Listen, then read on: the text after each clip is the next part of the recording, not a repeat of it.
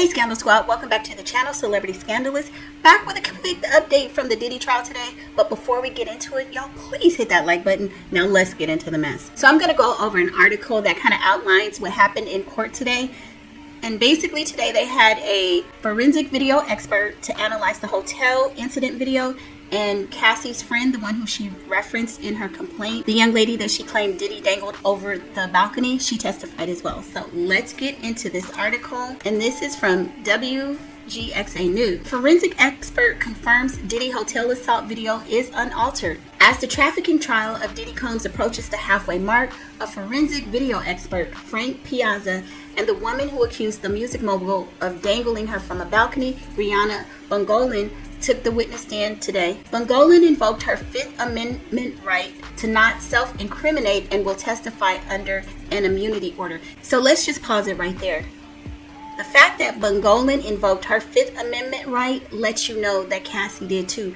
Cassie's involvement with Diddy goes way deeper. She incriminated herself when she talked about doing the freak offs and the fact that she was engaging in them and paying the escorts. So you know she had to get immunity. And the fact that I also further know that this is true is because y'all know the attorney Simone Redwine on her channel is Girl Is That Legal. She confirms, because she's an attorney y'all, so she be seeing stuff that is not privy to the general public like us, that a lot of the cases are under seal. The co-defendants are under seal until they testify. So they are listed as co-defendants and they get immunity. So Diddy, a lot of people are saying, oh, he's the only defendant. No, they're co-defendants, but they're flipping. So we can move past that.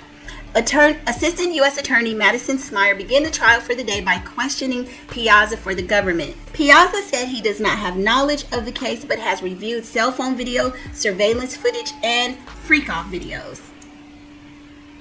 He testified that the Intercontinental Hotel surveillance video made public in 2024 by CNN was not manually altered. So the defense can let that go. The video, which has been shown to the jury several times, shows Combs beating then-girlfriend Cassie Ventura in the hallway of the Los Angeles hotel in March 2016.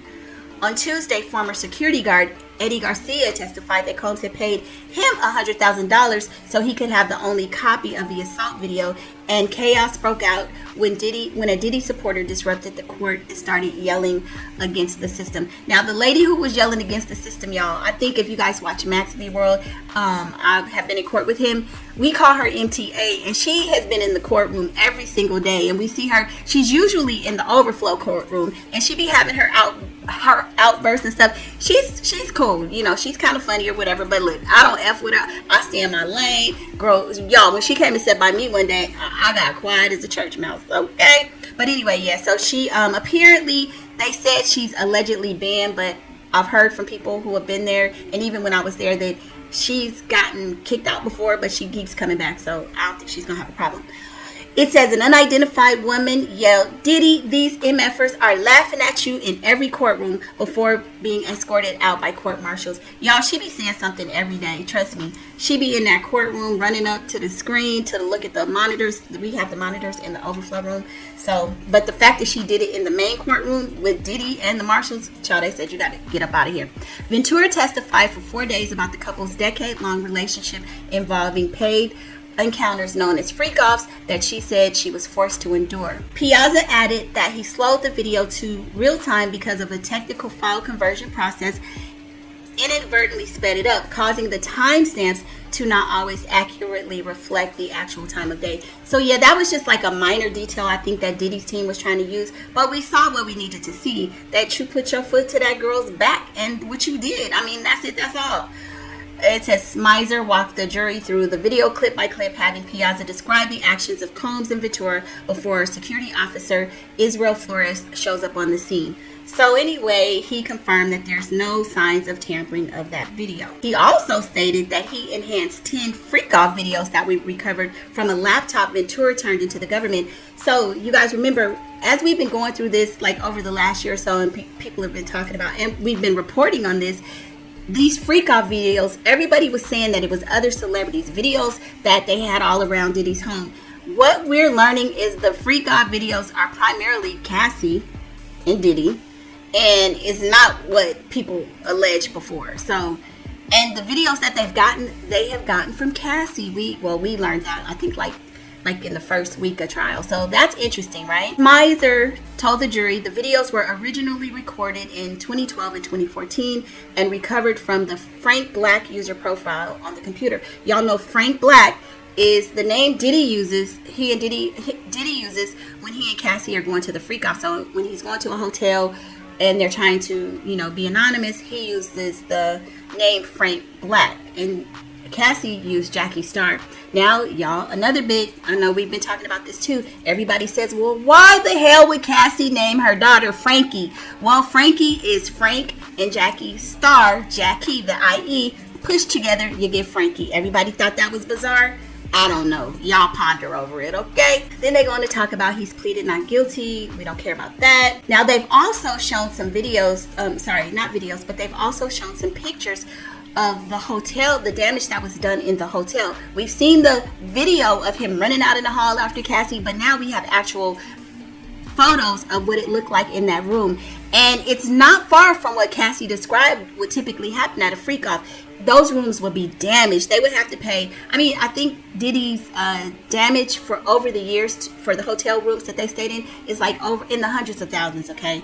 The amount of money they've had to pay. They would damage those hotels with baby oil, candles, blood splatter on the wall, stuff like that. So they showed some pictures of the hotel room from that day, and it's a mess. You can see broken vases and glass or whatever on the floor. It is definitely a nightmare. And the other thing is the young lady that Cassie talked about. She testified to the fact that Diddy did hang her over the balcony. Her name is Brianna Bongolan. I think I said that already. I was held over a 17-story balcony, she told the jurors, and then combs threw her onto some balcony furniture, leaving her bruised and traumatized. She also told the jury that one time Diddy told her, "I'm the devil and I could unalive you." He liked to kind of bully people and pump fear in their heart. She said she didn't know what triggered that. It was the first time he had said anything like that to her. She also said that she didn't meet him early on because she was a friend of Cassie, but she didn't meet him for about a year because she said that she had noticed that when Cassie would come around, she would have bruises and like a black eye and stuff like that. So she wasn't too keen on meeting Diddy, but over time she did. She went on to testify that they often used drugs together. Her and Cassie would use even without Diddy. She talks about one time they went on a ketamine binge, and I'm kind of being careful because we can't say a lot of things, but they did a lot of drugs together. She said one time they went on a binge for 8 hours doing DRUGSs, okay? So her testimony supports and corroborates the testimony that we've been hearing over the last few weeks. The fact that Diddy has just banged up Cassie, that he was violent with other people. She wasn't the only one, primarily women, So that was her testimony today, and I think today was a win for the prosecution because you have that video being validated, so they can't say that it was faked or altered or manipulated. We saw what we saw. Then you have this young lady confirming that Diddy did hang her over a balcony, which he's violent. And so, yeah. But anyway, y'all jump in the comments and let me know your thoughts, and I will see you on the next video. Bye.